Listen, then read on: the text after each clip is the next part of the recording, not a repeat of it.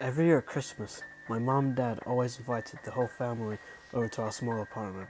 We lived on the 23rd floor, and the only way out was the main entrance, to which, in order to get out, you had to go down a lot of stairs. We lived on a relatively nice floor with a younger couple who I assume had just both turned 20, and an older woman who was rather quiet. On the floor below us lived only one guy, and on the floor above us, no one lived up there. He had never seen the man before, apart from the time he was checking his mail. I was lucky enough to see his face.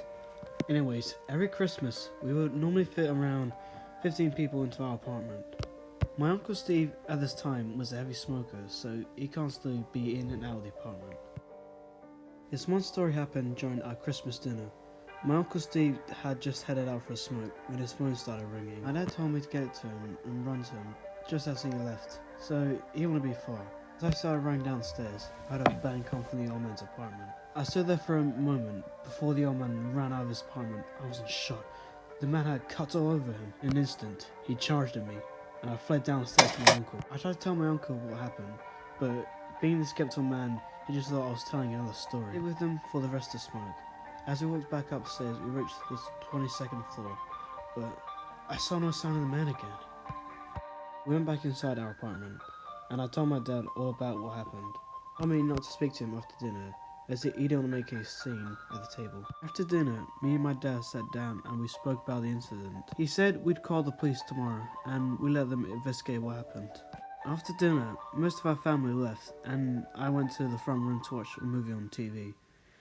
I don't remember much after that because I assumed I'd just drifted off to sleep. I remember waking up later that night to some rustling near the tree.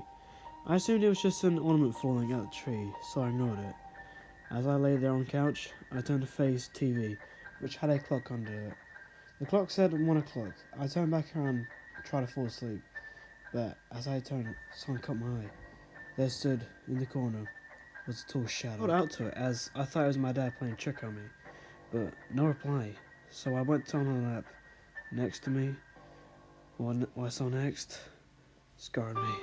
The man from the floor below was stood there, silently watching me. Instantly, I let out a loud scream, which echoed throughout the whole apartment. The man fled just as my dad left his room. My dad tried to chase him, but the man left our apartment building before he could get him. We immediately called the cops, and an officer was dispatched to us straight away. After looking around the area for 20 minutes, the cop couldn't find anyone, so instead he insisted he searched his apartment. As we climbed the 22 flights of stairs, I told the cop the whole story.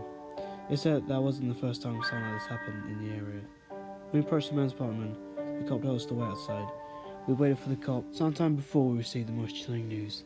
The apartment was empty. Whatever was in there, certainly wasn't human. I'll still look back at this, what happened this day. I'll never forget. The ghost of floor 22.